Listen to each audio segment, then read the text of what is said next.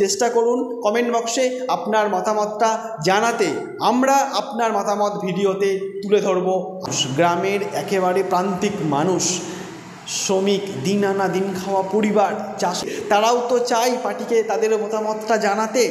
তারা কি ফোন ব্যবহার করে? নমস্কার, আপনারা দেখছেন আদিক। এই মুহূর্তে আপনাদের সঙ্গে আলোচনায় রয়েছি আমি আফ্রিদি।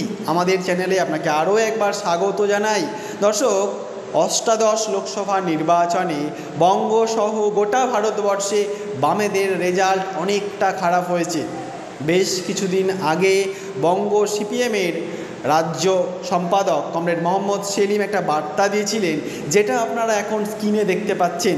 তিনি বলেছিলেন যে আমাদের এই খারাপ রেজাল্ট হলো কেন, তাতে আমরা আমার দলের নেতাদেরও পরামর্শ নেব, আমার দলের কর্মীদেরও পরামর্শ নেব, এমনকি যারা আমাদের দল করেন না, অন্য দলের সমর্থক, তাদেরও পরামর্শ নেব।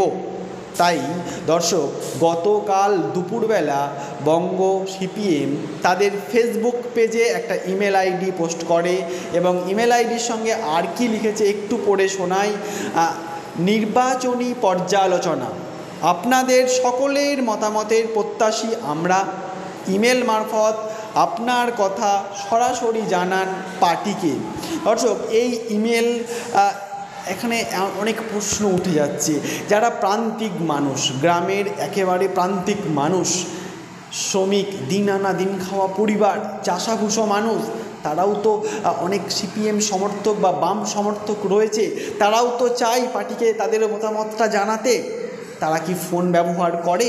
তারা কিভাবে পার্টিকে তাদের মতামত জানাবে? প্রশ্ন কিন্তু উঠছে। যারা ফোন ইউজ করে তাদের সকলেই কি এই ইমেল ব্যবহারটা জানে? আমার তো মনে হয় না। আমার মনে হয় ওই ইমেল আইডির সঙ্গে একটা হোয়াটসঅ্যাপ নাম্বারও অ্যাড করা উচিত ছিল। আর এই প্রসেসটাও চলতে থাকবে।